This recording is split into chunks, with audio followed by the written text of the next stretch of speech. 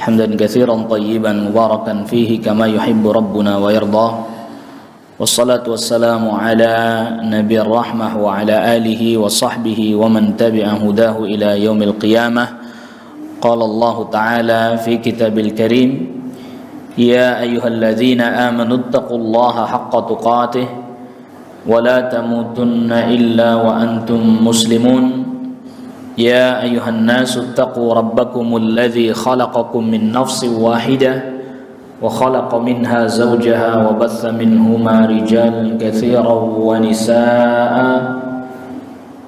واتقوا الله الذي تساءلون به والأرحام إن الله كان عليكم رقيبا. يا أيها الذين آمنوا اتقوا الله وقولوا قولا سديدا يصلح لكم أعمالكم ويغفر لكم ذنوبكم ومن يطع الله ورسوله فقد فاز فوزا عظيما. أما بعد. معاشر الحاضرين jamaah rahimani Allah wa iyyakum. Alhamdulillah, pada kesempatan di pagi hari ini kita sama-sama masih diberikan oleh Allah Subhanahu wa taala kenikmatan, nikmat iman, nikmat Islam, dan juga diberikan kepada kita kemampuan untuk bisa menunaikan ibadah serta ketaatan kepada Allah Subhanahu wa taala. Salawat serta salam semoga tercurahkan kepada Nabi kita Nabi Muhammad sallallahu alaihi wasallam, kepada keluarga, kepada kerabat, dan juga kepada seluruh sahabat radhiyallahu anhum ajma'in. Pada kesempatan di pagi hari ini kita akan mengkaji hadis yang ke-8 dari kitab Al-Arba'in An-Nawawiyah, yang tentunya sebagaimana kita ketahui bahwa hadis-hadis di dalam kitab Al-Arba'in An-Nawawiyah ini adalah hadis-hadis yang menjadi pedoman-pedoman pokok dalam kita beragama, panduan-panduan dasar dalam kita beragama. Hadis yang ke-8 ini adalah hadis yang dikeluarkan atau diriwayatkan oleh Al-Imam Al-Bukhari dan Imam Muslim dari sahabat Abdullah ibnu Umar. Dari sahabat Abdullah ibnu Umar bahwa Rasulullah sallallahu alaihi wasallam bersabda, qala umirtu an uqatilan nas hatta yashhadu an la ilaha illallah wa anna muhammadar rasulullah wa yuqimus salah wa yu'tuz zakah fa idza fa'alu dhalik asamu minni dima'ahum wa amwalahum illa bihaqqil islam wa hisabuhum 'ala Allah. Aku diperintahkan untuk memerangi manusia sampai mereka bersaksi bahwa tidak ada ilah yang berhak disembah melainkan hanya Allah Subhanahu wa taala, dan sesungguhnya Nabi Muhammad sallallahu alaihi wasallam adalah utusan Allah, dan mereka mendirikan salat, mereka menunaikan zakat.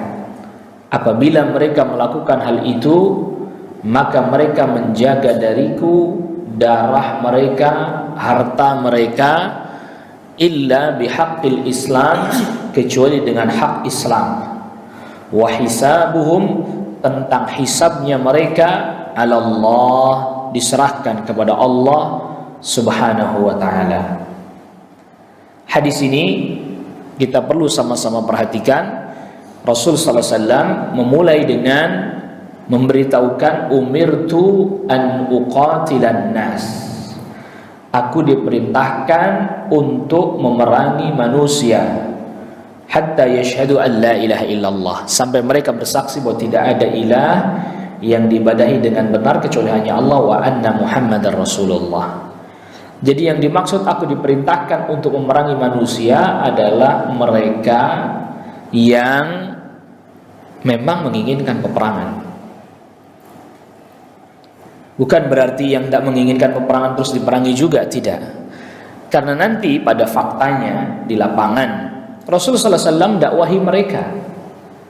Mereka tidak mau masuk Islam, maka mereka diajak untuk berdamai, atau mereka mau mengikuti apa yang Rasulullah SAW syaratkan kepada mereka, yang nggak diperangi. Tetapi ternyata persyaratan termasuk membayar pajak jizyah. Kok ternyata mereka tidak mau juga, dan yang mereka inginkan perang, ya diperangi. Jadi jangan sampai, pertama, jangan sampai ada kekeliruan terkait dengan makna hadis ini ketika kita mendengar umirtu an uqatilan nas. Aku diperintahkan untuk memerangi manusia. Berarti betul dong Islam itu disebarkan dengan pedang, dengan peperangan. Kita jawab, ada hadis lain. Ya, ada hadis lain yang dimana pada hadis tersebut juga dikeluarkan oleh Al-Imam Al-Bukhari, di mana Rasul sallallahu alaihi wasallam mengutus sahabat Ali bin Abi Thalib radhiyallahu an dalam perang Khaybar. Yang lalu kemudian Rasul sallallahu alaihi wasallam perintahkan sahabat Ali bin Abi Thalib radhiyallahu an untuk mendakwahi mereka. Mau enggak mereka masuk Islam? Kalau tidak mau, pilihan yang kedua, mau enggak mereka tunduk kepada aturan-aturan Allah yang Allah terapkan pada mereka. Mereka tetap dalam agamanya tapi ngikutin aturan yang telah ditetapkan oleh kaum muslimin terkait dengan mereka. Enggak mau juga, mau enggak diantara mereka ada yang masuk ke negeri-negeri kaum muslimin, dijamin keselamatannya, mereka boleh punya keyakinan mereka, tidak dipaksa untuk berpindah agama, tetapi mereka mengikuti aturan yang ada di negeri kaum muslimin. Atau mereka tetap di negeri mereka, mengikuti aturan-aturan mereka, tetapi mereka harus membayar jizyah pajak. Jadi ada beberapa tahapannya. Didakwahi masuk Islam, tidak mau. Mau tidak mereka mengikuti aturan-aturan yang ditetapkan oleh Rasulullah SAW di negeri mereka, tapi mereka tidak mengikuti, tidak masuk agama Islam, tapi mengikuti aturan-aturan yang ditetapkan oleh kaum muslimin atau pemimpin kaum muslimin di negeri mereka. Kedua, nggak mau. Baik, pilihan yang kedua, mau tidak mereka masuk ke negeri-negeri kaum muslimin, dijamin keamanannya oleh negeri kaum muslimin, mereka tetap pada agama mereka, tidak diganggu hartanya, jiwanya, kehormatannya, tidak, tapi tetap mengikuti aturan kaum muslimin di negeri-negeri kaum muslimin. Masuk. Nggak mau juga, mereka tetap mau di sana di negeri mereka dengan aturan mereka, dengan keyakinan mereka, tapi mereka harus membayar jizyah pajak. Kalau mereka semuanya itu nggak diterima, semuanya berdamai tidak, masuk Islam tidak, ya apalagi berarti yang mereka inginkan? Perang. Kalau sudah begitu, ya diperangi. Itu pada prakteknya ya. Jadi pada tataran implementasi, Rasul sallallahu alaihi wasallam tidak lantas kemudian setiap orang yang kemudian berbeda dengan kaum muslimin, agamanya, keyakinannya, diperangi. Tidak. Maka oleh karena itu nanti ada pembahasan di mana para ulama memperinci. Ada yang namanya kafir harbi, yaitu orang kafir tapi yang memerangi. Ada namanya kafir zimmi. Zimmi itu dari kata-kata zimmah. Itu artinya apa? Tanggungan. Orang kafir yang ditanggung oleh kaum muslimin, menjadi tanggungan kaum muslimin.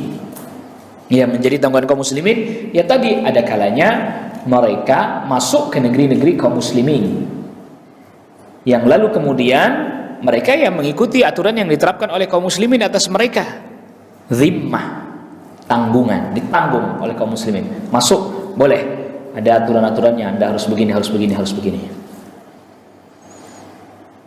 Lalu kemudian ada lagi kafir mu'ahad, mengikat perjanjian damai.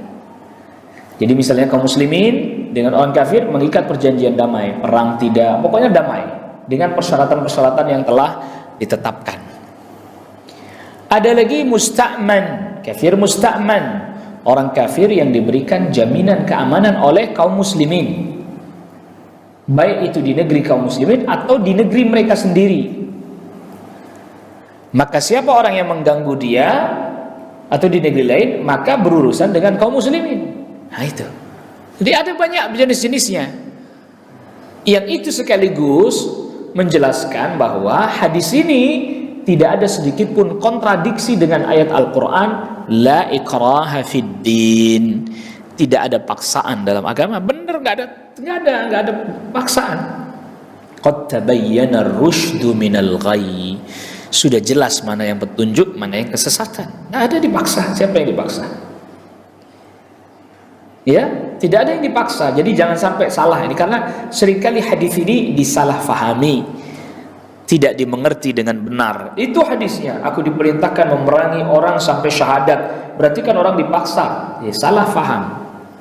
Ini perintah ini bagi mereka yang tadi masuk Islam tidak mau, berdamai nggak mau, ya udah diperangi. Maka Persia, ketika Rasulullah SAW kirimkan surat kepada Kisra Persia agar dia mau masuk Islam, kalau tidak mau ya berdamai, dia tidak mau berdamai, masuk Islam tidak mau, berdamai tidak mau. Bahkan surat Rasulullah SAW disobek-sobek. Apa kata Rasulullah SAW? Negerinya akan tercabik-cabik sebagaimana dia merobek-robek suratku. Dan terjadi pada masa Khalifah Umar bin Khattab radhiyallahu an, Persia luluh lantak, nggak tersisa. Beda dengan Romawi. Kalau Romawi dipukul mundur dari Palestina, Romawi Timur. Dia pukul mundur, tapi kerajaannya masih ada. Dinastinya masih ada. Tapi Persia tidak dipukul mundur, habis luluh lantak, tidak tersisa. Tidak ada lagi kerajaannya.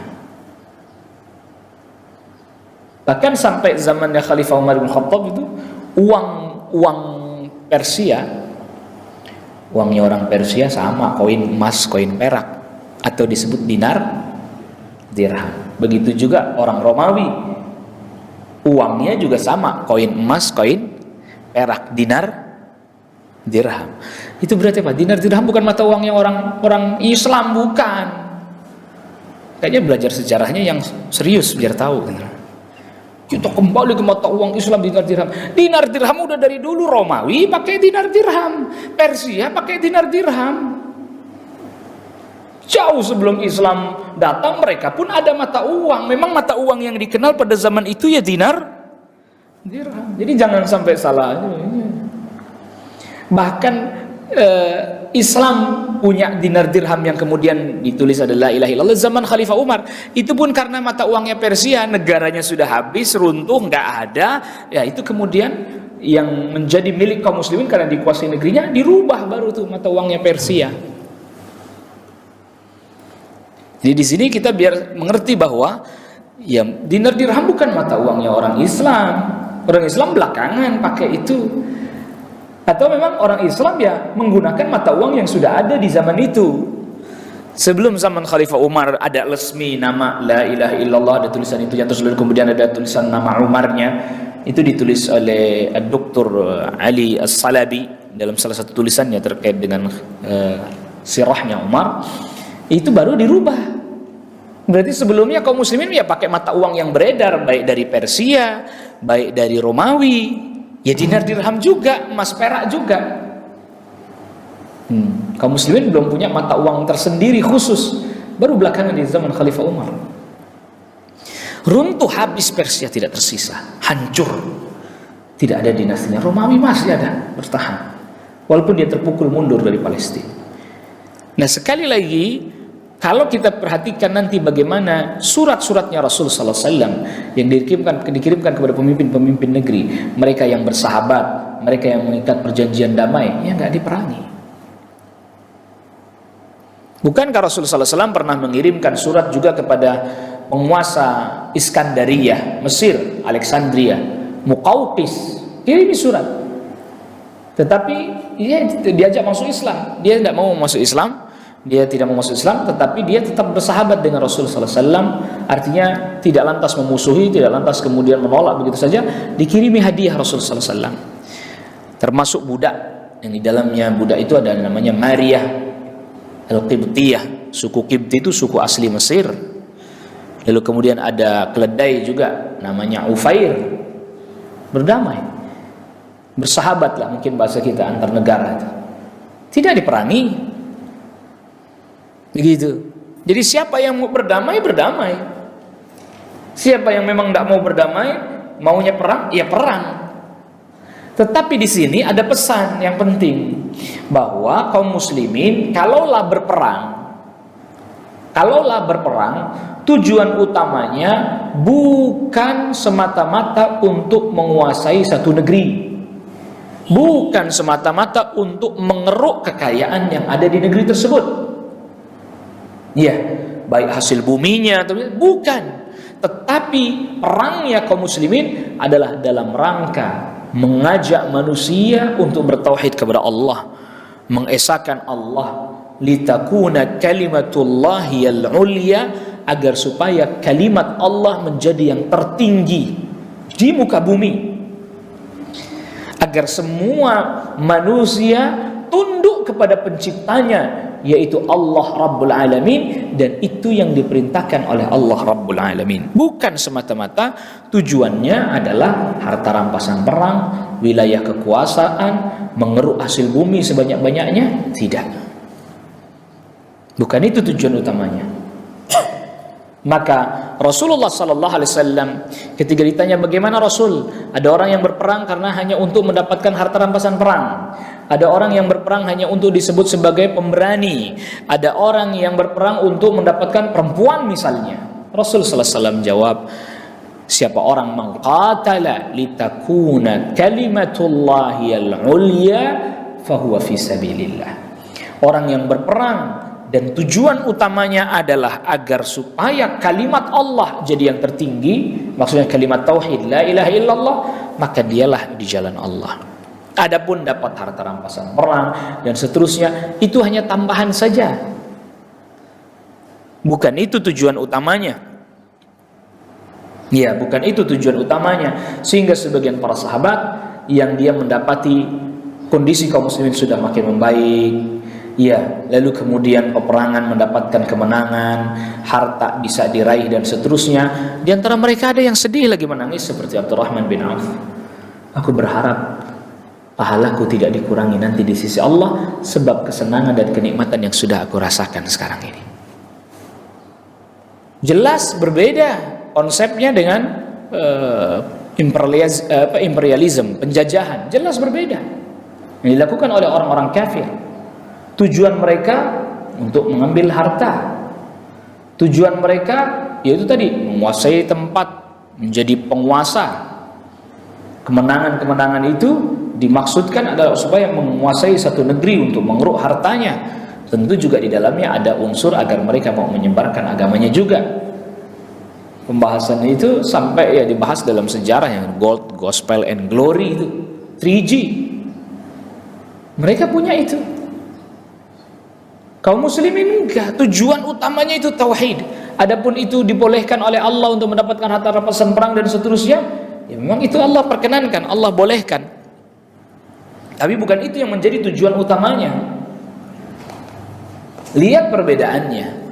Tetapi perhatikan, ini salah satu bagian daripada al-ghazwu al-fikri, perang pemikiran. Bagaimana orang-orang kafir mengesankan bahwa kaum muslimin atau Islam pertama disebarkan dengan perang, dengan pedang.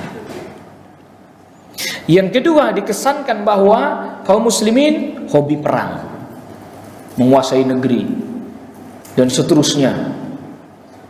Bahkan sampai juga kaum muslimin dikesankan hobi perempuan dengan membolehkan perbudakan dan seterusnya. Ini adalah kesan-kesan. Ya, saya ulangi. Ini adalah kesan-kesan yang dikesankan oleh orang-orang kafir kepada kaum muslimin, terhadap Islam, terhadap kaum muslimin. Maka oleh karena itu, kita kalau mau membahas sesuatu apalagi terkait dengan hadis yang mulia ini, hadis yang begitu utama ini, maka untuk memahami umirtu an uqatilan nas, lihat hadis yang lain. Ketika semuanya sudah dikumpulkan, baru kita faham, oh, kaum muslimin perang bukan jadi tujuan utama adalah perang, bukan.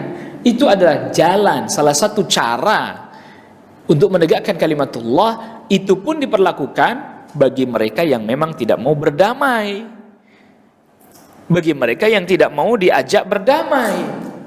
Masuk Islam tidak mau, ya silakan aja, tapi berdamai. Ditambah lagi ketika tahun 6 Hijriah perjanjian Hudaybiyah, kaum muslimin diajak berdamai dengan orang-orang Quraisy, mau, nggak ada perang, nggak diperangi mereka. Mereka tidak diperangi. Perjanjian Hudaybiyah, gencatan senjata selama 10 tahun. Ternyata baru 2 tahun mereka yang melanggar. Ada sekutu mereka dari Bani Bakar menyerang sekelompok kaum muslimin, tapi kemudian tidak ditegur oleh orang Quraisy, dibiarkan saja. Ini berarti pelanggaran ini. Ya maka didatangi, diperangi pada tahun 8 Hijriah, Fathu Makkah. Sedangkan mereka tidak siap berperang. Sekitar 10.000 pasukan dibawa oleh Rasul sallallahu alaihi wasallam menuju ke Makkah. Dan mereka nggak siap. Yang akhirnya kemudian kota Makkah dikuasai dan ditaklukkan, menjadi dikuasai kembali oleh kaum muslimin, dibersihkan berhala dan seterusnya. Maka itu tadi perlu sekali memang tidak bisa dipisahkan mempelajari hadis, mempelajari Al-Quran tentunya tidak bisa dipisahkan dengan sirah nabawiyah, dengan sirah perjalanan kehidupan Nabi SAW. Karena sekarang hari ini kita dikesankan ini perang.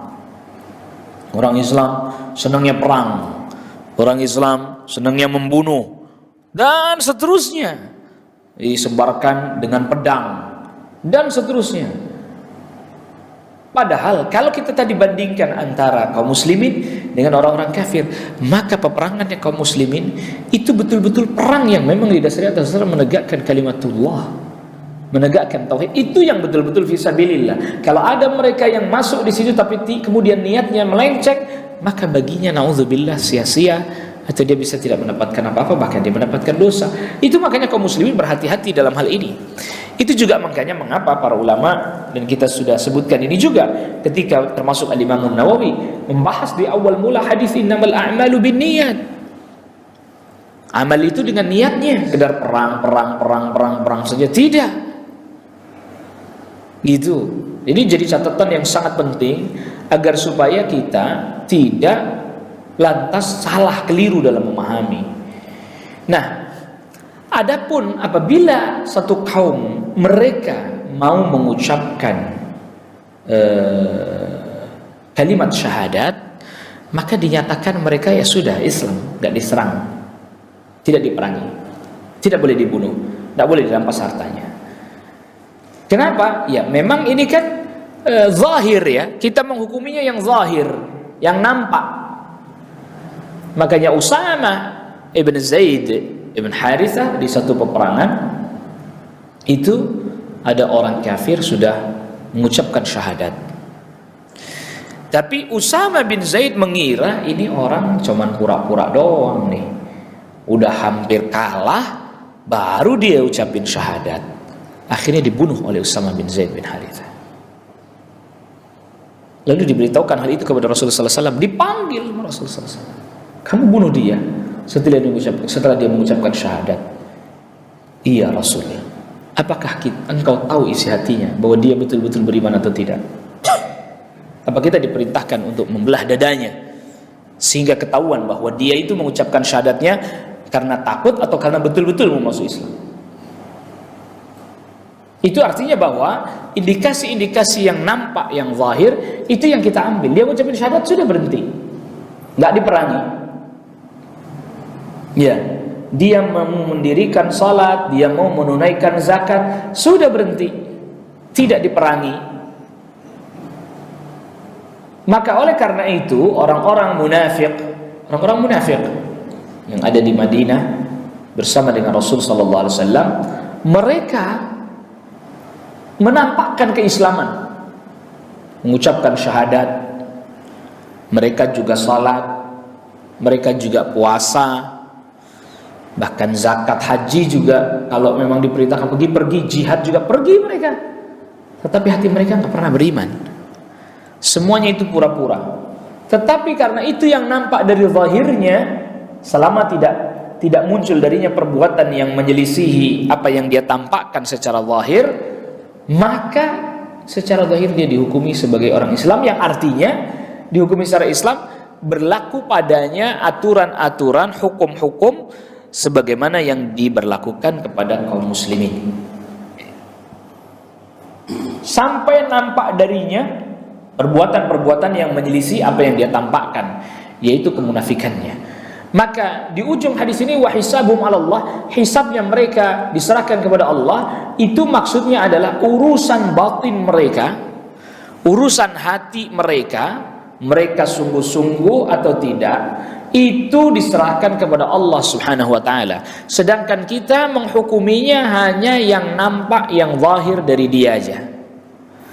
Dia nampaknya adalah sholat dan seterusnya, ya udah. Sampai kemudian dia melakukan perbuatan yang nanti bertentangan dengan apa yang mereka tampakkan, gitu ya. Kecuali nanti ada sebab-sebab lain lagi, ada sebab-sebab lain lagi. Dan ini harus kita pahami tadi.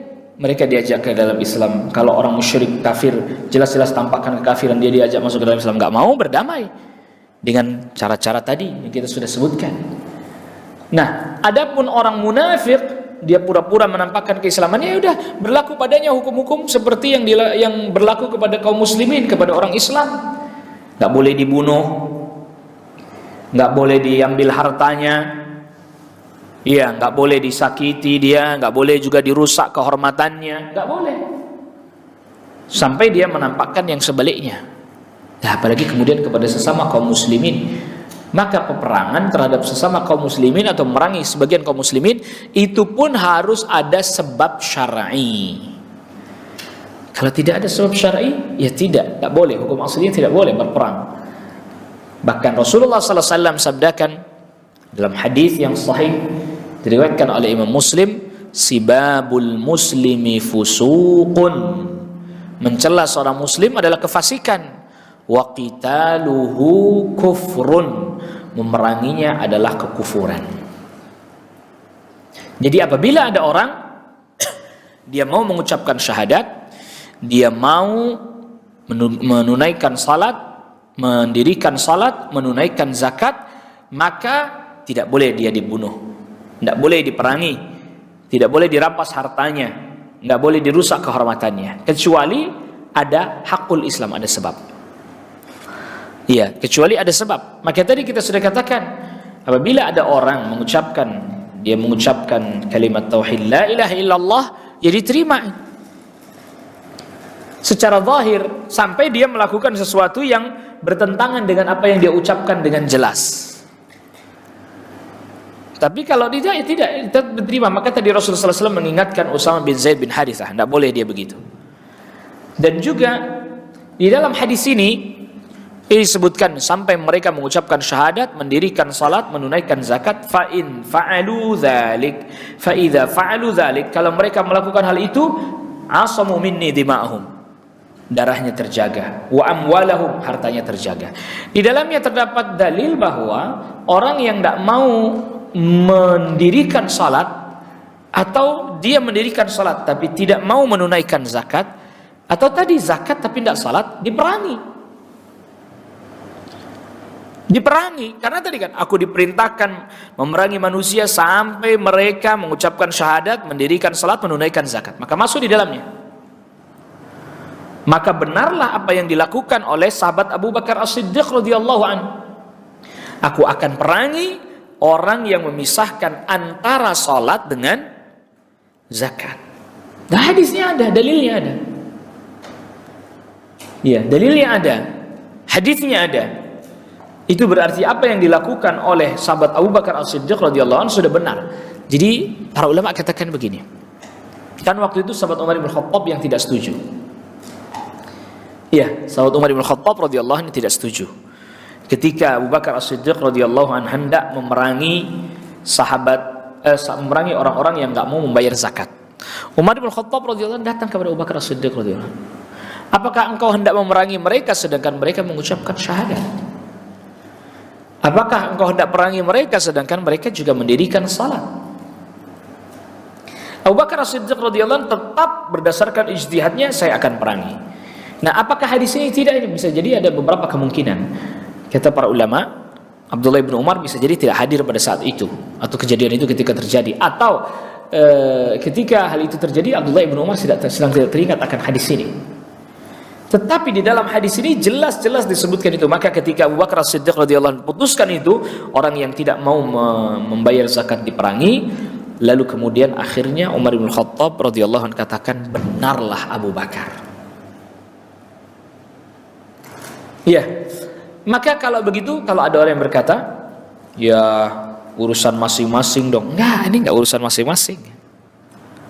Iya, ini enggak urusan masing-masing nih. Nyatanya diingatkan mereka, diminta bertobat. Kayak tadi, orang yang murtad, orang yang keluar dari Islam misalnya, diminta bertobat dia. Enggak mau, ya dihukum, dibunuh, dipenggal. Rasul sabdakan, riwayat Imam Bukhari, man baddala dinahu faqtuluh. Siapa orang yang mengganti agamanya, bunuh dia. Wah, berarti nggak ada hak asasi dong katanya. Ya kalau Anda orang kafir belum masuk Islam, jadi orang kafir belum masuk Islam, ya tidak ada paksaan, la ikraha fid din. Iya nggak? Tadi kita udah katakan, mau masuk Islam silahkan, nggak mau kita berdamai, nggak mau juga, nggak mau perang ya perang, mau apa lagi? Nggak ada paksaan, kafir masih. Nah kalau udah masuk Islam, ya kewajiban-kewajiban dalam Islam melekat pada dirinya, termasuk murtad, tidak boleh, ada hukumannya, ada aturannya. Wah, itu melanggar hak asasi. Kalau orang semua atas nama hak asasi, ya hancur, rusak, nggak ada aturan. Iya kan? Perusahaan aja nggak bisa orang keluar masuk semaunya, mau keluar gitu aja, mau masuk gitu saja. Kok agama enak banget, keluar masuk keluar, ya kan? Islam murtad, habis murtad Islam lagi, murtad lagi, kok enak banget, nggak dikasih efek jerai. Tentu Allah Subhanahu wa taala tahu mana yang lebih maslahat untuk diri kita dibandingkan diri kita sendiri. Maka itu ada hadisnya. Kalau dia murtad, suruh taubat nggak mau, ya apalagi kalau nggak ditunaikan hukuman pada dirinya. Tentu itu juga bukan berarti bahwa yang mengeksekusi itu individu-individu, perorangan-perorangan kita, tidak. Ada yang punya kewajiban untuk melakukan hal itu. Siapa? Negara, pemimpin. Lah, negaranya enggak, pemimpinnya enggak, tanggung jawab dia nanti di hadapan Allah Rabbul Alamin. Sekaligus itu juga mematahkan anggapan orang yang mengatakan, ada orang berkata begini, negara tidak boleh ikut campur dalam urusan agama. Ini perkataan yang juga tidak benar. Loh, nyatanya khalifah, jadi perlu kita ketahui bahwa ya dulunya tuh khalifah itu, yang namanya khalifah, ya dia ulama, ya dia umaro, jadi satu dia. Gubernur juga sama, amir, ya dia ulama, ya dia juga umaro. Dulunya zamannya para sahabat kan begitu. Abu Bakar As-Siddiq radhiyallahu an, ya khalifah, ya imam salat fardu, ya imam salat Jum'ah, ya imam salat Aid, ya khatib Jumat juga, khatib Aid juga, ya hakim juga kalau ada masalah-masalah. Lihat, jangan Anda anggap enteng jadi khalifah itu, jadi pemimpin itu. Gitu. Gubernur juga gitu, misalnya ditunjuk gubernur, kamu jadi gubernur di sana, ya tugasnya mirip kayak khalifah, cuman dia perwakilan dari khalifah. Ya jadi imam salat, ya jadi hakim, ya jadi juga gubernur, amir, banyak tugasnya. Jadi satu, tugas kenegaraan plus juga tugas agama melekat pada dirinya. Belakangan ketika kompetensi manusia menurun, baru tuh share.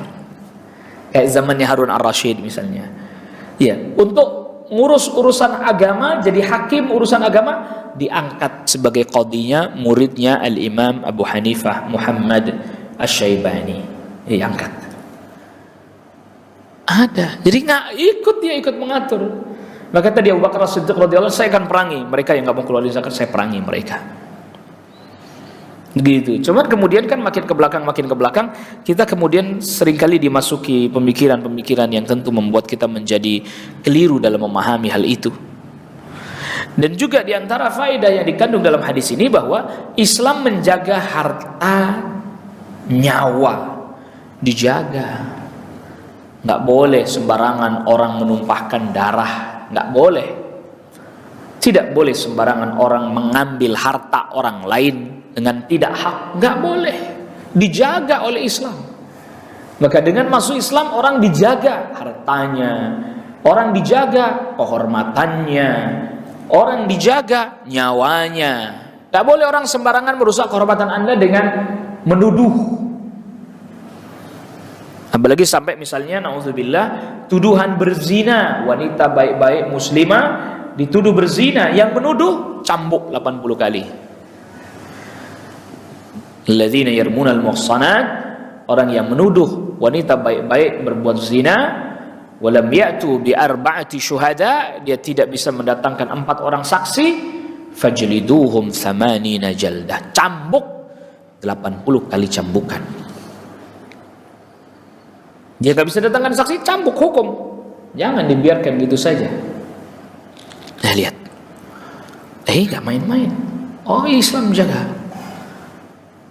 Maka Rasulullah SAW termasuk khutbah beliau di Hajjatul Wada, inna dima'akum wa amwalakum wa a'radakum haramun alaikum ka hurmati yaumikum hadha wa fi syahrikum hadha wa fi baladikum hadha. Sesungguhnya darah kalian, kehormatan kalian, harta kalian, kehormatan kalian haram, enggak boleh. Artinya sesama kita enggak boleh saling tadi menzalimi. Menzalimi dengan 3 jenis kezaliman sekaligus. Menzaliminya dari sisi membunuhnya, enggak boleh, nyawa. Menzaliminya dari sisi hartanya, kita ambil dengan tidak hak, enggak boleh. Menzaliminya dari sisi kehormatannya, kita jatuhkan, kita hina dia, kita lecehkan dia, nggak boleh. Seperti kemuliaannya hari ini, itu hari di bulan Zulhijjah, itu hari yang mulia. Wa fi syahrikum hadza, bulan kalian ini bulan haram. Wa fi baladikum hadza, di tanah haram, yaitu di Makkah. Itu tidak boleh. Dan juga di dalam hadis ini terdapat faedah bahwa ya kita menghukum manusia yang zahir-zahir aja. Kita tidak tahu apa isi hatinya dan seterusnya. Ya, perbuatan yang zahir, yang nampak, begitu. Makanya terkait dengan masalah niat susah memang dibuktikan. Maka ketika seseorang misalnya mengatakan sesuatu niatnya begini, ya sudah kita benarkan saja secara zahirnya. Contoh sederhana begini. Ada seorang suami bicara kepada istrinya dengan redaksi yang tidak tegas. Pulang sana kamu ke tempat ibumu. Itu kan redaksi yang belum tegas menceraikan. Beda kalau saya cerai kamu, lalu kemudian si suami katakan saya nggak niat mencerai, nggak diterima. Kenapa? Karena zahirnya ucapannya jelas, saya ceraikan kamu. Lalu kemudian di depan hakim ditanya, Anda bilang menceraikan istri Anda?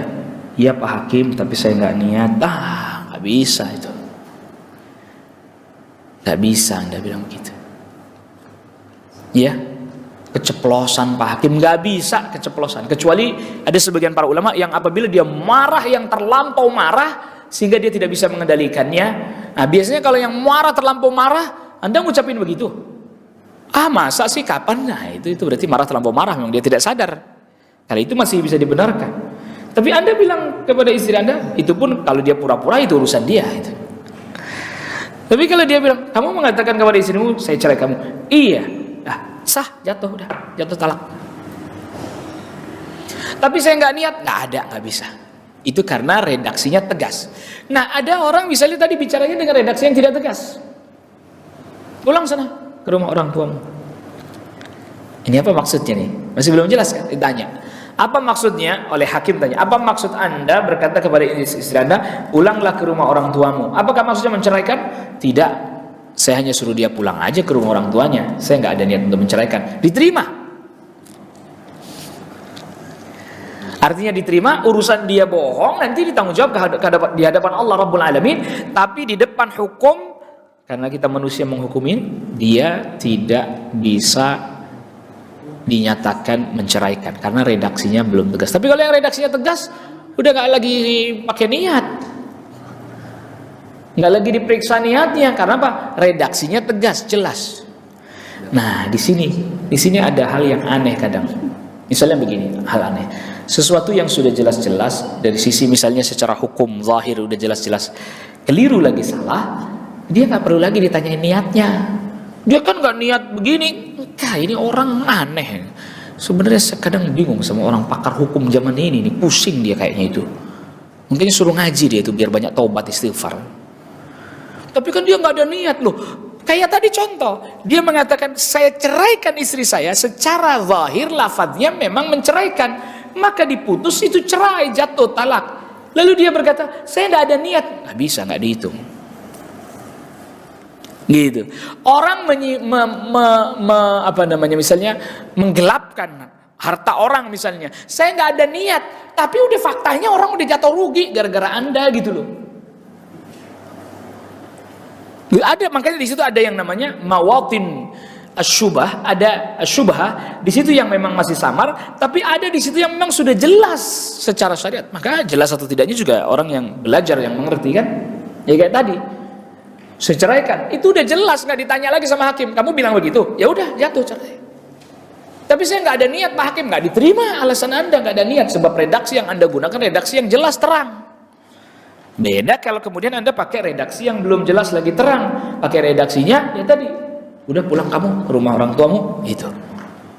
Terus ditanya apa maksudnya? Saya nggak ada niat mencerai, ya sudah diterima. Artinya tidak jadi cerai, nggak jatuh talak.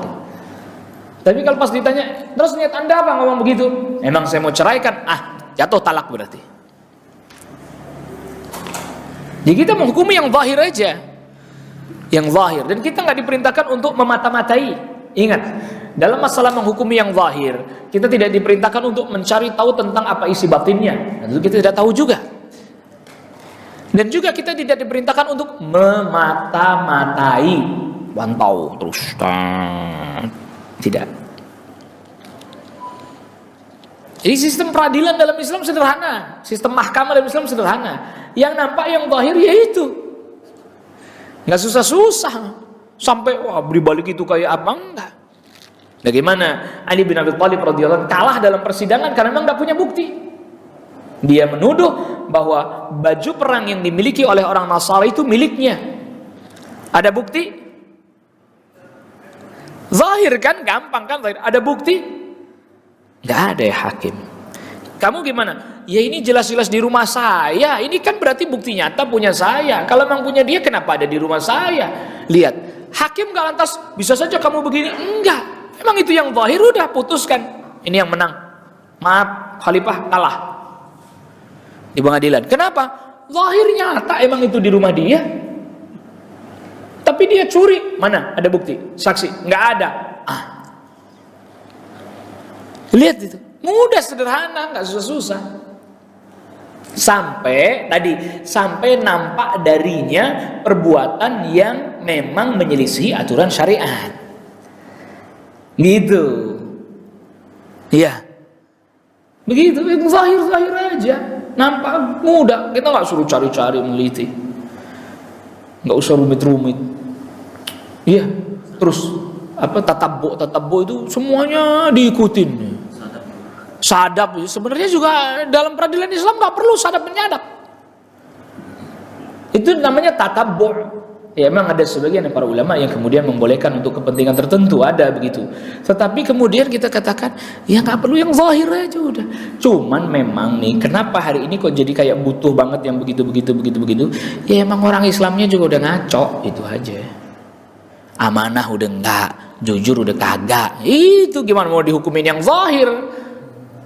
Ngawur semua isinya. Bohong jadi biasa, sumpah palsu ya bisa dinego lah gitu kan misalnya. Itu dia masalahnya. Kita juga sebenarnya yang rusak sih. Sehingga perlu disadap, nggak perlu orang mukmin. Di sidang lagi, satu persidangan lagi, contoh lagi. Ada sahabat Abdullah ibnu Umar. Dia jual budak, dia cek budaknya, sebatas yang saya tahu budak ini tak punya cacat. Maka kalau Anda mau beli, maka saya berikan persyaratan bahwa kalau nanti ternyata Anda mendapati cacat pada budak ini, saya tidak menanggungnya karena saya sudah teliti dia tidak ada. Ya orang namanya orang kan beda-beda cara menelitinya dan seterusnya. Oke ya, setuju. Pembeli sudah setuju. Bayar. Budak dibawa pulang. Ternyata nampaknya dia lebih jeli pandangannya terhadap kekurangan dan aib budak tersebut dibandingkan Abdullah bin Umar. Didapati ada cacat. Nah, tadi di awal udah dibilang kalau ada saya nggak tahu, tapi dia mengira ini Abdullah bin Umar sengaja menyembunyikannya dari saya ini. Rugi kalau begini caranya. Lapor dia ke hakim. Jadi di zaman itu orang mau lapor ke hakim tinggal antri aja gitu, kayak di depan mahkamah antri aja gitu. Antri mah nggak ada ngajuin berkas, nggak, antri doang. Hakimnya masuk. Ada apa? Masalah apa? Begini, hakim, saya ini dibohongin sama Abdullah bin Umar. Kenapa? Ini saya beli budak, kata dia nggak ada aibnya. Saya teliti ternyata ada. Kayaknya dia sengaja tuh bohongin saya, dia sembunyikan itu aib. Kalau begitu, baik, panggil Abdullah bin Umar, panggil, tanya sama hakim. Hai Abdullah bin Umar, ini orang menuduh bahwa engkau berbohong dan menyembunyikan aib budak tersebut.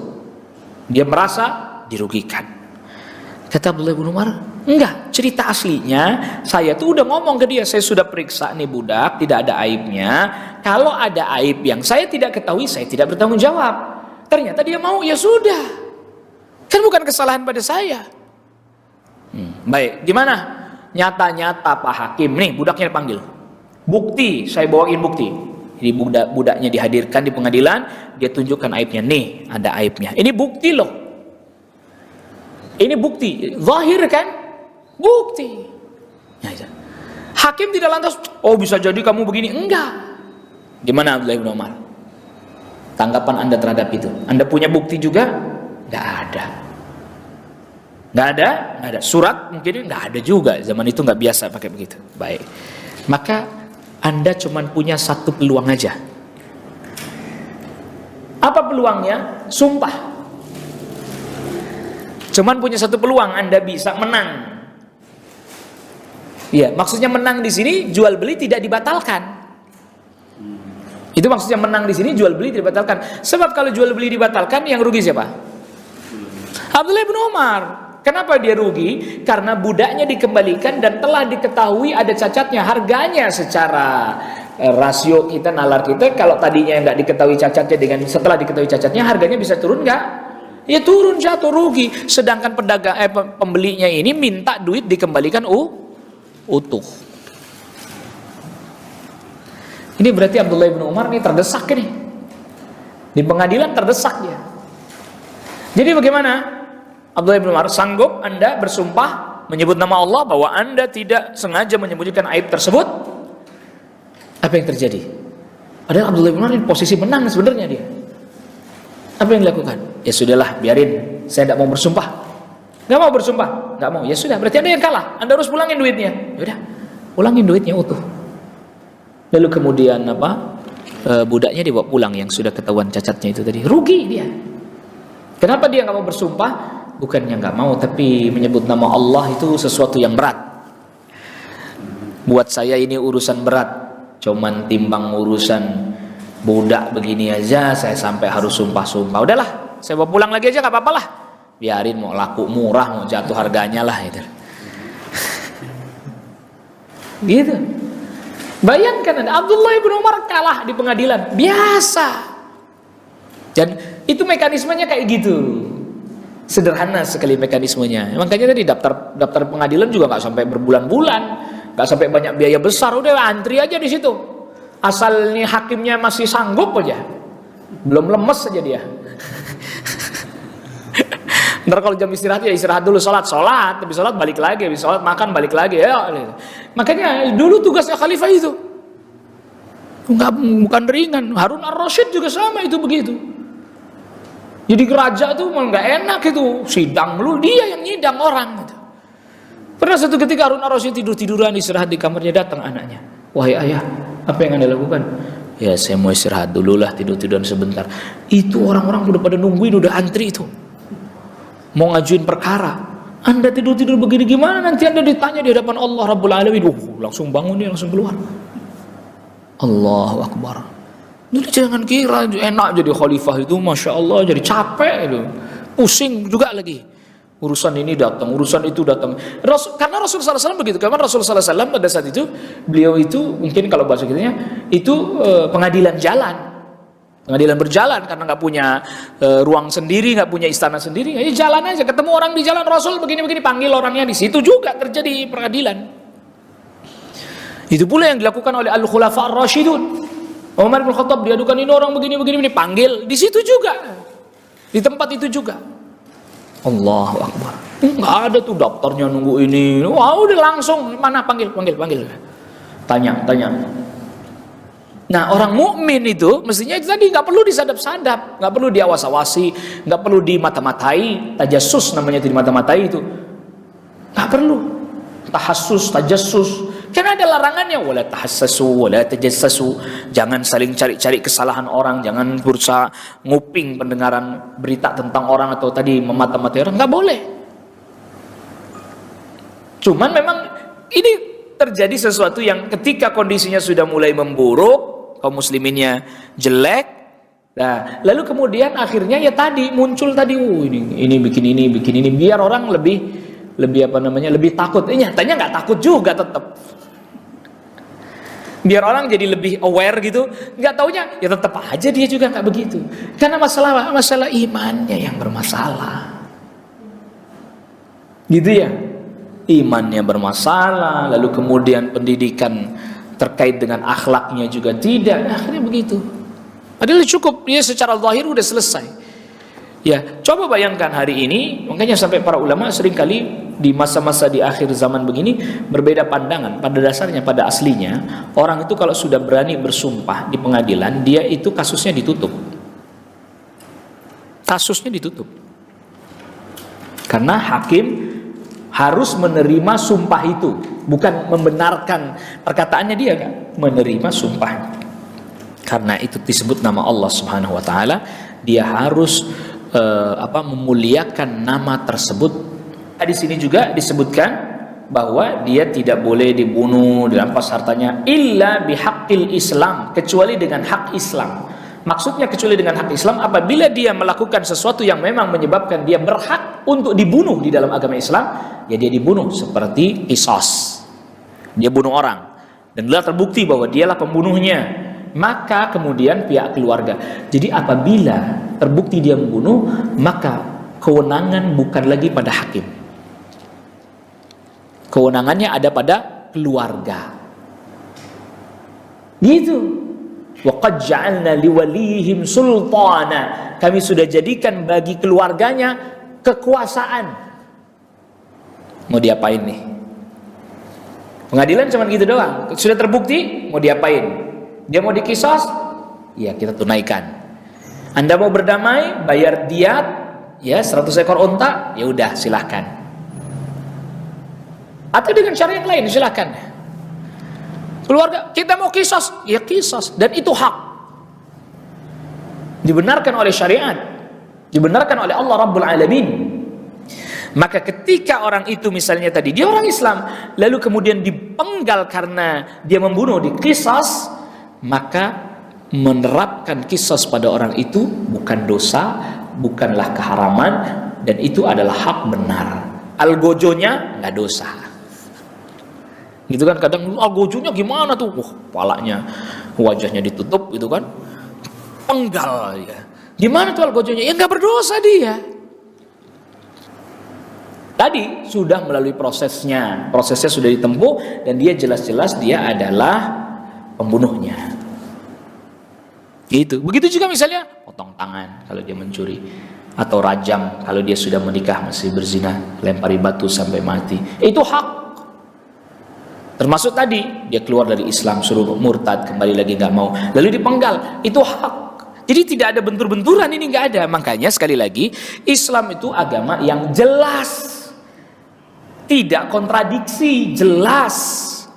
Cuman tinggal orang Islamnya mau belajar atau enggak, mau memahami atau enggak. Kalau enggak ya jadi bingung sendiri kitanya, kayak seakan-akan kok kontradiksi ya. Di satu sisi katanya nggak boleh dibunuh orang Islam, di sisi lain dia dipenggal. Itu karena ada tadi illa bihaqqil Islam. Dia ngelanggar, ada aturannya, memang harus. Ya, harus. Maka oleh karena itu, ini di dalamnya ini terdapat tadi prinsip-prinsip itu tadi. Hukum aslinya begini, kaum muslimin nggak boleh dibunuh. Termasuk misalnya hartanya nggak boleh dirampas. Tapi kok ternyata misalnya dia tidak mau bayar zakat, diperangi sampai dia mau mengeluarkan zakat, diambil secara paksa. Bahkan ada sebagian para ulama yang katakan, apabila ada orang yang nggak mau membayar zakat, maka dia tetap harus diambil zakatnya dan diambil separuh hartanya sebagai hukuman atas dia.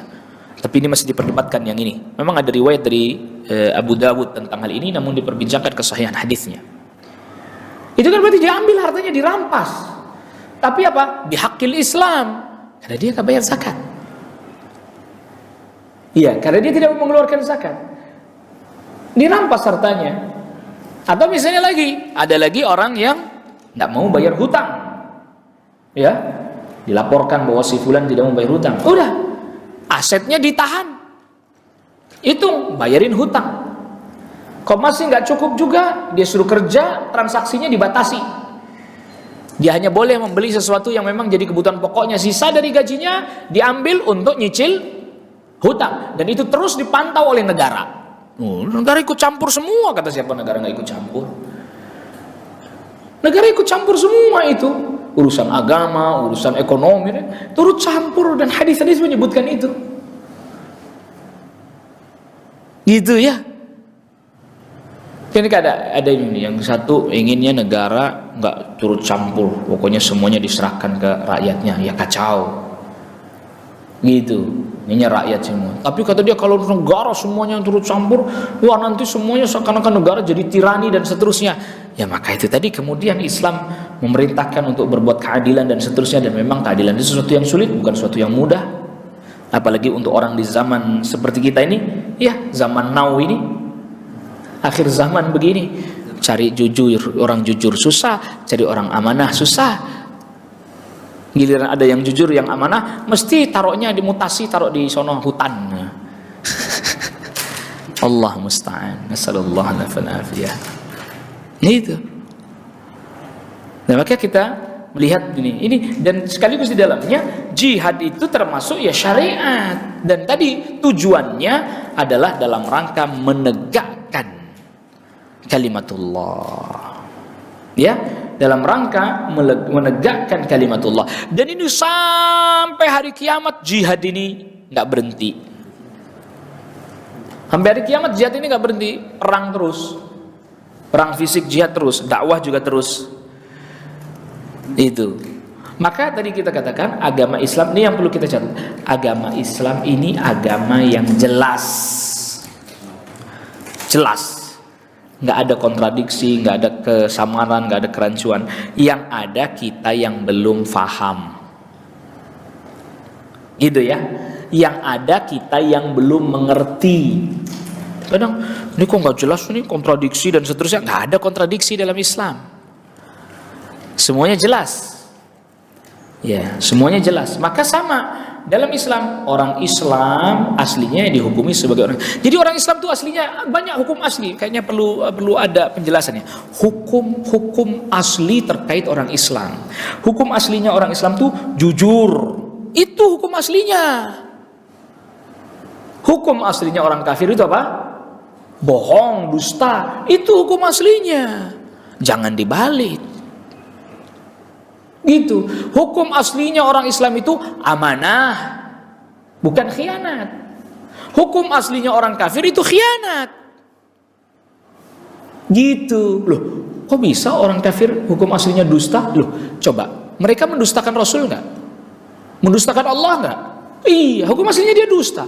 Mereka aslinya khianat enggak? Khianat. Orang Nasara mengkhianati ajarannya Isa, orang Yahudi mengkhianati ajarannya Musa. Khianat hukum aslinya mereka. Kalau mereka jujur tidak khianat, masuk Islam dia. Jangan dibalik. Iya, ini sekarang ini orang zamannya dibalik-balik gitu. Pola-polanya nih. Duh, walaupun orang Islam tapi nggak jujur, kan mendingan kafir jujur. Ini ngaco, ini ngawur. Timbangannya timbangan terbalik, yang kanan ditaruh di kiri, yang kiri ditaruh di kanan itu. Itu harus timbangannya harus bener. Gitu. Aslinya orang kafir itu nggak jujur. Kepada siapa? Kepada Allah dulu. Orang kepada Allah jadi nggak jujur. Dia dustakan Nabi. Aslinya orang kafir itu khianat. Aslinya orang Islam itu amanah. Gitu malah. Jadi semua sifat-sifat baik hukum aslinya ada pada orang Islam. Kok kemudian orang Islam nggak jujur, nggak amanah dan seterusnya? Ini mesti melenceng dari ajaran agamanya.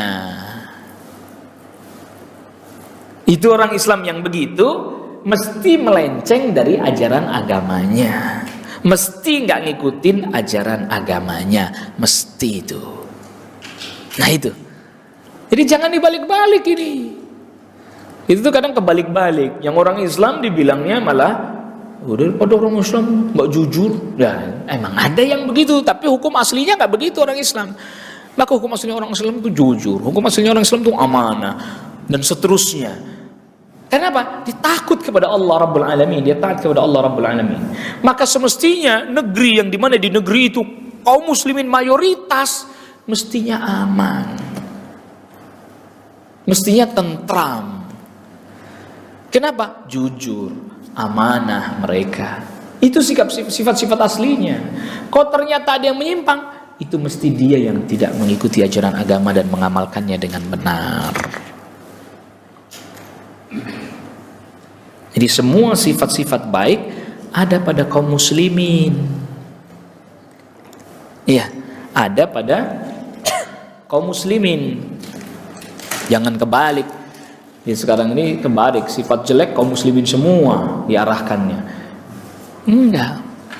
Ada pun misalnya, tapi ada satu orang kafir tuh yang jujur lagi amanah. Iya, tapi motivasinya dunia. Iya, motivasinya apa? Dunia. Itu motivasinya. Kalau kaum muslimin itu menjadi karakter aslinya. Nggak mau merusak dirinya, nggak mau merusak badannya, nggak mau merusak jiwanya. Makanya dilarang minum khamr, dilarang mengkonsumsi yang bisa merusak akalnya dan seterusnya. Itu memuliakan tetangganya, ya, memuliakan tamunya, menjaga hubungan kekerabatannya, menjaga hubungannya dengan orang tuanya, bakti kepada orang tuanya. Itu kaum muslimin. Tidak curangin takaran, tidak curangin timbangan. Itu kaum muslimin. Kalau bicara pun dia jujur, lagi adil. Itu kaum muslimin. Itu sifat-sifat aslinya kaum muslimin. Kok kemudian itu sekarang misalnya secara fenomenal di lapangan terjadi pergeseran, ini berarti kaum muslimin telah sedikit demi sedikit lepas dari ajaran agamanya. Tidak lagi mengikuti pendahulunya para sahabat radhiyallahu anhum ajmain. Maka kaum muslimin dimanapun pada zaman itu disegani.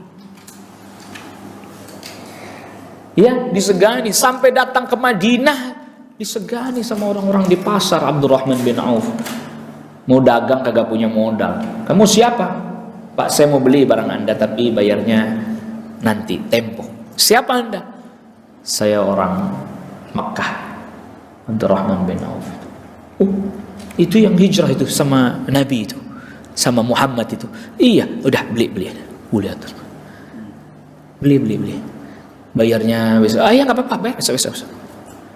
Udah dapat barang, agak pakai duit. Dia jualan, pandai jualan, untung. Mungkin jangan-jangan nggak nunggu besok, pagi dia beli, sore dia datang bayar. Pak, saya bayar. Oh, udah ada, masya Allah. Ya, besok begitu lagi. Itu yang jualan diutangin aja seneng tuh. Besoknya Abdurrahman bin Auf ke pasar nggak usah pakai modal lagi, untungnya udah dipakai buat nikah, udah habis. Datang ke pasar lagi, apa orang pasar lihat? Beli barang saya. Bayar seminggu, nggak apa-apa dah, ayo sini beli sini. Allahu Akbar. Kenapa? Jujur, amanah. Nggak pakai ditagih, bayar. Ini ditagih pakai ngumpet. Menghilang, di WA kagak balas, di telepon nggak bisa. Ya Allah, samperin ke rumahnya, udah nggak ada di rumahnya, pindah ternyata rumah kontrakan. Ini yang kemudian bikin orang jadi kecewa. Ini yang model kayak begini itu. Akhirnya apa, semua orang Islam dianggap begini semua kan? Itu lihat. Allahu Akbar. Jadi memang ini zaman yang tidak mudah bagi kaum muslimin ya. Tidak mudah. Banyak juga begitu tuh. Ya, saya pernah punya pengalaman pribadi itu berdagang online. Namanya Islam. Nyapanya Assalamualaikum. Ya akhi katanya. Nggak taunya udah ditransfer kagak kirim-kirim barang. Innalillahi wa inna ilaihi rajiun. Orang Islam begini. Ini bukan soal besar kecilnya amanahnya ya. Telepon kagak bisa. Ya Allah, udah nomor HP-nya ganti kayaknya udah itu. Itu jauh lagi, kalau deket mah tak samperin itu. Tak ceramahin maksudnya, jangan gitu ya akhi. Bukan soal uang, soal ini. Antum nggak dipercaya orang nanti gitu. Kasihan kita sebenarnya, kasihan. Karena model kayak begitu lari dari kenyataan. Orang yang selalu lari dari kenyataannya, kenapa dia sembunyi terus? Ketakutan. Kasihan orang begitu. Penuh kepura-puraan dan seterusnya. Nah itu tadi makanya kaum muslimin kalau dia berpegang pada ajaran agamanya, dia dihormati, bahkan sama orang kafir dia dihormati. Bagaimana ketika Islam masuk ke Andalus, itu yang mereka orang kafirnya, justru mereka sedang dalam keadaan rajanya mereka Spanyol itu menindas mereka, orang Islam datang senang, malah mereka sambut. Sehingga ketika kaum muslimin berkuasa di sana, malah mereka yang orang kafir itu yang senang. Kenapa? Ini orangnya adil. Ya lihat. Asal berpegang pada ajaran agamanya. Iya. Asal berpegang pada ajaran agamanya. Wallahu taala a'la wa a'lam. Ini yang mungkin bisa kita bahas terkait dengan hadis ini. Dan banyak sekali memang faedah yang diambil dari hadis ini, namun itu sebagian yang bisa saya sampaikan pada pertemuan kali ini. Wallahu a'lam. Ya, ada pertanyaan? Silakan. Ya, kalau nggak ada berarti selesai, alhamdulillah. Oh, sudah ada. Fadhal. Waalaikumsalam warahmatullahi wabarakatuh.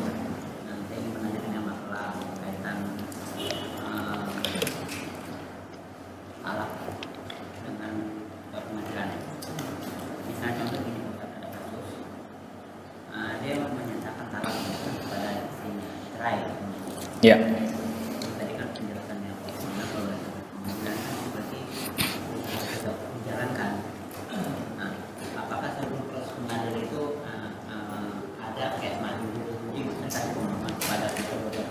Ya. Diarahkan jangan sampai ini terjadi perceraian gitu. Ya. Nah, ini ada apakah sebelum itu sebelum ketok palu itu apakah ada dindingnya, maksudnya menghadap kepada keluarga itu. Nah, kedua, kaitan masalah misalnya begini, kamu pulang aja pulang sama orang tua kamu. Berjalannya waktu, saya ceraikan kamu. Terus berjalannya waktu, dia tetap ada komunikasi dan melakukan pengadilan. Proses ini belum sampai pengadilan. Proses ini belum, jadi pernyataan itu belum sampai ke di pengadilan. Nah itu secara hukum Islam itu di mana itu? Hukum itu seperti apa? Ya. Ya, yang pertama saya jawab yang kedua dulu, bahwa prinsipnya di dalam Islam itu apabila suami sudah mengucapkan kalimat talak dengan tegas, saya ceraikan kamu, walaupun belum ke pengadilan, sudah jatuh. Sudah jatuh. Talak satu. Nah, belum nyampe lapor pengadilan, baru dia ngomong begitu misalnya. Seminggu kemudian ya mungkin ngobrol lewat telepon dan seterusnya, ketemuan lagi dan seterusnya, balik lagi. Boleh kalau masih dalam masa iddah. Itu namanya berarti rujuk. Sampai tadi ada hubungan badan lagi, itu berarti rujuk lagi namanya itu. Boleh asal masih di talak satu, talak dua begitu. Boleh. Itu berarti namanya rujuk, boleh. Belum sampailah ke pengadilan, tapi talak sudah jatuh, rujuk pun sudah terjadi. Gitu. Boleh itu. Secara syar'i boleh. Tadi ukurannya bukan pengadilan sebenarnya. Dalam hal ini ukurannya dia sudah ngomong apa belum. Kalau dia sudah ngomong, maka jatuh talak satunya. Walaupun tidak sampai ke pengadilan. Nanti dia misalnya ngomong begitu lagi, dua. rujuk lagi. Nanti dia ngomong begitu lagi, 3, nggak bisa rujuk lagi sudah. Gitu. Nah, pengadilan seperti di negeri kita ini cuman terkait administrasinya saja. Surat menyurat, diterbitkannya lah surat cerai. Gitu. Untuk proses itu. Maka terkait dengan masalah juru runding atau juru damai yang didatangkan untuk mediasi, itu ketika sudah mulai terasa ada hal-hal yang kurang nyaman. Gitu, kurang nyaman, yang lantas kemudian masing-masing pihak berusaha membicarakan hal itu untuk mendamaikan itu sebelum jatuh kata talak dari suami.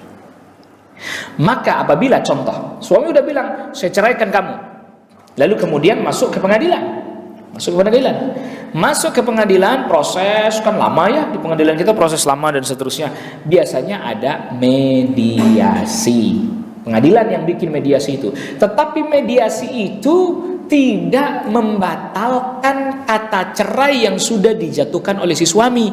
Kalau memang itu terjadi atau ucapan saya ceraikan kamunya ini sudah di luar atau sebelum pengadilan, itu udah jatuh. Sehingga mediasinya ini berarti lebih kepada mediasi supaya rujuk kembali dan tidak perlu menerbitkan surat cerai dengan membatalkan akta nikahnya, yang lalu kemudian menerbitkan surat cerai berarti nggak perlu. Tetapi secara syariat ketika dia sebelum masuk pengadilan sudah ngomong saya ceraikan kamu, sudah jatuh 1 talak cerainya, walaupun pengadilan tidak jadi menerbitkan surat cerai. Bisa difahami itu ya Pak ya. Ini yang mungkin orang belum paham. Kadang sidangnya lama tuh, bisa masa iddah udah habis 4 bulan sidang, sedangkan masa iddah cuma 3 bulan. Tuh, suami udah ngomong. Makanya kadang ada habis selesai sidang, sebulan habis selesai sidang, surat keluar langsung nikah. Tuh perempuan, ya orang masa iddah udah habis. Kelamaan sidangnya. Kemana aja. Saya juga kadang kalau berpikir itu merenung ya, itu para hakim dulu itu lebih sibuk dibandingkan hakim zaman sekarang loh. Lebih sibuk, memang bener-bener pakai ilmu gitu. Datang surat, masalahnya ini begini ini. Langsung di situ tok. Berarti memang kemampuan kita udah jauh menurun banget kan. Berapa kasus bisa ditangani dalam 1 hari itu hakim tuh. Begini sehari paling kadang 1 sidang doang sehari. Panjang di sidangnya, pembacaan ini udah lemes saja ini baca segini bacanya. Pusing dah. Iya, hakim zaman dulu gitu. Ya, panggil. Karena memang dia alim, berilmu dia. Ya begini ini. Dah. Masuk lagi, ganti. Masya Allah. Ternyata kemampuan orang dulu tuh lebih dibandingkan kita. Makanya tadi yang perlu kita catat. Kecuali begini, suami belum menjatuhkan kata cerai, baru menginginkan perceraian, tapi memulai proses mengajukan gugatan dulu ke pengadilan. Dia belum pernah ngucapin, tapi dia ingin menceraikan, tapi dia tempuh proses, tapi ngucapinnya belum. Proses. Baru itu mediasi. Maka mediasi yang dilakukan oleh pengadilan itu mediasi agar suami tidak jadi mengucapkan saya ceraikan kamu. Itu benar. Gitu. Kalau itu benar. Tapi kalau sudah bilang cerai dulu, ya itu yang kehitung secara syariat, itu yang terhitung. Tapi kalau dia belum gitu, ngajuin dulu, proses mediasi ternyata gagal, akhirnya hakim ketok palu, ya kalau begitu cerai, ya udah langsung suami di situ langsung. Ketika hakim ketok palu itu artinya bahwa ya, gugatannya dia diperkenankan oleh hakim, saya ceraikan kamu. Dia ketok palu, saya ceraikan kamu, terbit surat cerai, dan dia baru menjalani masa iddah. Cuman kalau udah kayak gitu, nanti Anda rujuk, berarti Anda harus merubah surat cerai. Kan masih ada jeda rujuk, dan itu jarang terjadi yang kayak gitu. Ngajuin gugatan dulu, baru setelah diketok palu baru saya ceraikan kamu. Gitu, jarang banget yang kayak gitu kan. Yang ada ceraiin dulu, baru kemudian proses. Nah berarti itu tadi sudah jatuh talaknya. Kalaulah misalnya itu masih dalam masa iddah prosesnya lalu kemudian dihentikan, digagalkan, balik lagi, rujuk namanya berarti. Gitu. Maka tadi kalau yang kayak bentuknya yang kedua ya kayak gitu dia modelnya. Yang kedua itu dia nggak langsung ceraikan, proses dulu, pas dia diperkenankan oleh hakim baru dia bilang cerai, saya cerai kamu. Surat keluar dia baru masa iddah. Tapi kalau dia mau merujuknya bisa, cuma nanti ngerubah surat lagi. Minta balik lagi akta nikahnya, pulangi lagi dong Pak Hakim gitu.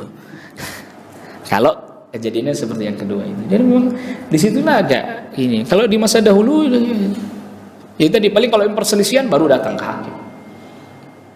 Ya dia bilang cerai jatuh. Karena mengetahui ilmu itu penting. Jangan sampai ini kadang dia ada sebagian orang mengira cerai itu kalau udah resmi keluar suratnya. Enggak. Itu administrasi negara. Wallahu a'lam. Ya. Nah, yang tadi yang berkenaan dengan talak itu bedanya talak satu yang udah sampai pengadilan, tadi kan di pengadilan mengatakan sudah jatuh talak satu. Terus belum sampai pengadilan, tadi kan datanya tetangga sudah juga talak satu. Gitu ya. Jadi begini Mak, jatuh talak itu kalau suami sudah ngucapin, mau sampai pengadilan mau belum sampai pengadilan. Ya mas, saya pantas mengucapkan talak itu, saya cerahkan kamu dulu, ini kan belum sampai pengadilan. Jatuh satu. Begitu sampai pengadilan sudah mengatakan talak satu nih, saya cerahkan kamu jadi talak satu nih. Bedanya apa tuh talak satu sampai pengadilan memang yang nggak pengadilan? Jadi gini loh Pak, yang perlu kita catat bahwa talak itu jatuh apabila ada ucapan dari suami, ya kan? Baik itu sebelum pengadilan atau setelah pengadilan, kagak ada ngaruh pengadilan mah. Pengadilan itu cuman meresmikan keluarnya surat cerai, nggak ada ngaruhnya dia. Suami udah ngomong saya ceraikan, baru kemudian masuk pengadilan. 3 bulan baru keluar misalnya, atau 4 bulan baru keluar, udah istri langsung bisa nikah sama orang lain, karena masa iddahnya udah habis. Si suami pun kalau mau balik lagi nggak bisa asal rujuk aja, nikah baru, karena masa iddah sudah habis. Jadi ukurannya hukum syar'inya bukan pengadilannya. Pengadilan kelamaan kadang 4 bulan lama ngantri gitu kan, nggak kelar-kelar urusan itu. Yang seneng ya biasanya ya yang mendampingi itu. Itu dia berdoa 6 bulan nggak kelar-kelar kan lumayan. Jadi tidak ada kaitannya dengan pengadilan ya Pak ya. Jadi misalnya nih cerainya dikabulkan oleh pengadilan, ketok palu, tapi dia udah talak satunya udah jatuh dari kapan tahu, pokoknya dari semenjak dia ucapkan. Itu. Jadi pengadilan cuma pengesahan terkait dengan administrasi surat menyurat aja. Wallahu a'lam. Baik. Adakah lagi? Ada? Satu lagi. 2 boleh lah, 2 sekalian. Talak juga. Waalaikumsalam.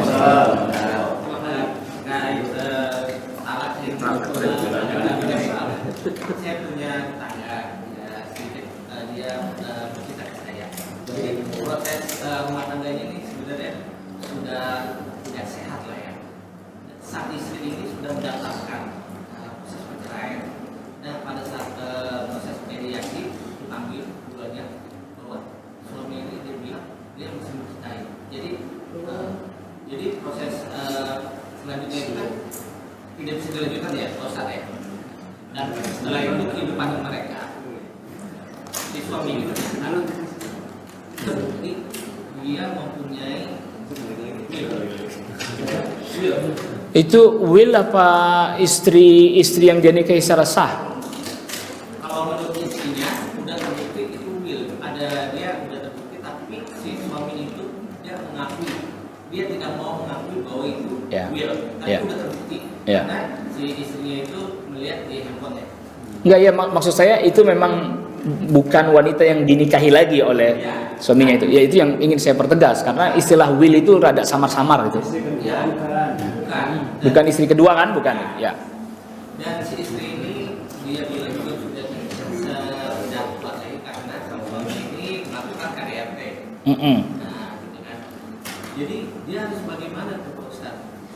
Kalau misalnya ada seperti itu, dia sudah kayak seperti gantung ya, kan statusnya dia kan mau mengajukan si istri mengajukan syariat, tapi si suaminya tidak pernah.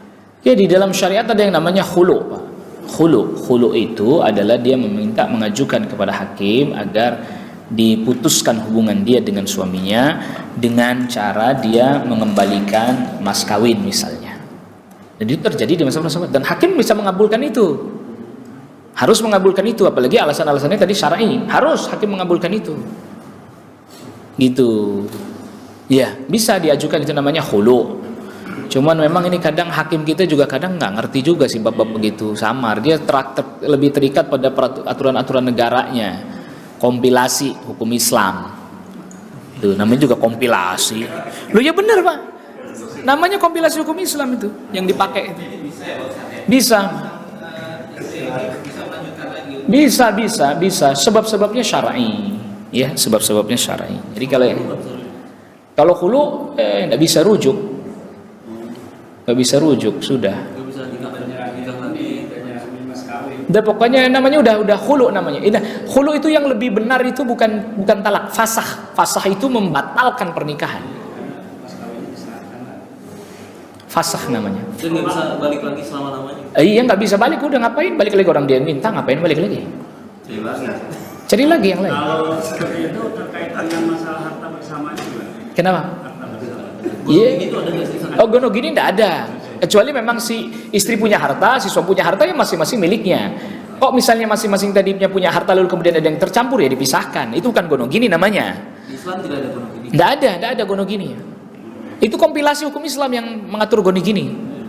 Jadi kalau itu harta suami, ya harta suami. Kalau istri punya harta kemudian tercampur dengan harta suaminya, dipisahkan. Kalau soal anak gimana?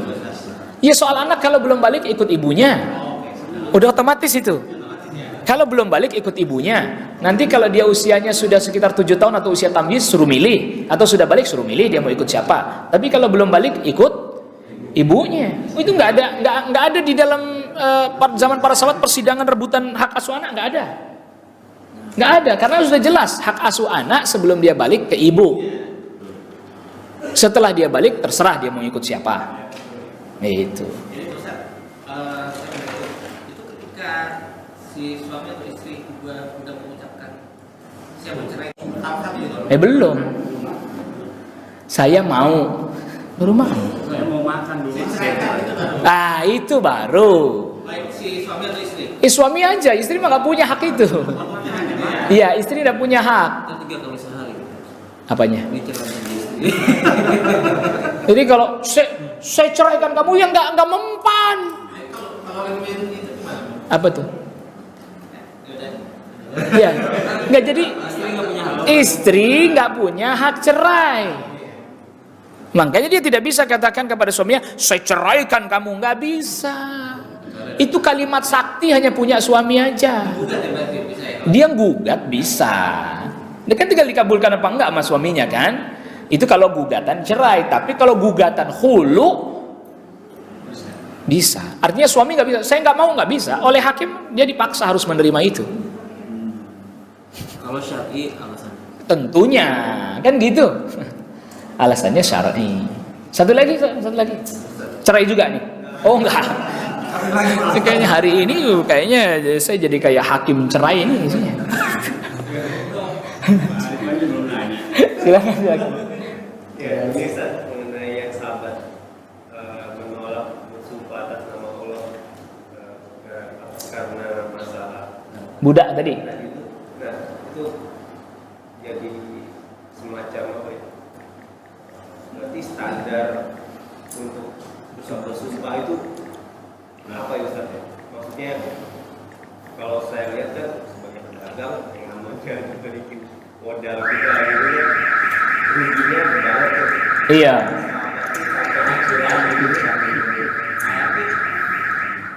Berarti ada ininya nggak sih standar yang legit kita pakai sumpah nomor. Iya, jadi sumpah itu dipakai dalam kondisi-kondisi yang sangat mendesak banget, gitu ya. Jadi tidak sembarangan orang kemudian mengeluarkan sumpah. Jadi mungkin bahasa kita ini kayak semacam kalimat sakti itu, sumpah itu. Makanya para sahabat mereka tidak mau bermudah-mudah dalam bersumpah. Ya urusan begini doang pakai sumpah, udahlah biarinlah.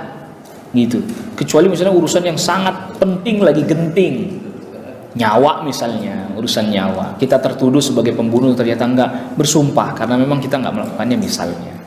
Jadi dalam kondisi yang genting, maka oleh karena itu Rasul sallallahu alaihi wasallam sabdakan bahwa orang yang banyak, pedagang yang banyak bersumpah, bisa jadi dagangannya laris tapi hilang berkahnya. Iya. Ya, itu juga tidak ada tuntunannya sumpah pakai di gini. Apa coba manfaatnya, faedahnya? Biar serem gitu. Kalau biar serem jangan Quran taruh di sini, celurit taruh di leher gitu. Itu serem. Sumpah. Gitu. Itu udah tahu, formalitas itu, formalitas saja begitu-begitu tuh. Dan sumpah bagi kaum muslimin mengucapkan demi Allah itu berat. Itu udah berat. Makanya itu di kaum muslimin semakin kuat imannya, semakin baik imannya, ngomong aja nggak berani sembarangan. Wallahi itu nggak berani sembarangan dia. Dan ketika dia sudah ucapkan itu, maka itu menjadi konsekuensi yang harus dia tunaikan. Jadi orang Islam itu perkataannya aja itu bisa dipegang gitu loh. Nah, ini zaman sekarang nggak usah perkataan, orang dokumen udah segitu aja lolos terus. Surat tanah bisa jadi banyak, gimana ceritanya coba? Yang mana saya punya surat tanahnya, ini punya surat tanah, semua ini siapa yang mau dipegang? Di hari ini jangankan omongan, ucapan dokumen aja bisa dipalsuin. Waliyadzubillah. Nasallallahu alaihi wasallam. Kata kuncinya apa? Apa kata para ulama? Terlampau tamak sama dunia. Kenapa orang jadi kayak begitu? Kata kuncinya terlampau tamak sama dunia. Sehingga Pak, udah semuanya jadi bisa dia lakukan sekehendak hatinya. Nauzubillah. Nasallallahu alaihi wasallam. Wallahu alam. Ini yang bisa kita bahas pada pertemuan kali ini. Wassallallahu ala nabiyina Muhammadin wa alihi washabbihi wasallama tasliman katsira. Subhanakallahumma bihamdik asyhadu an la ilaha illa anta astaghfiruka wa atubu ilaik. Assalamualaikum warahmatullahi wabarakatuh.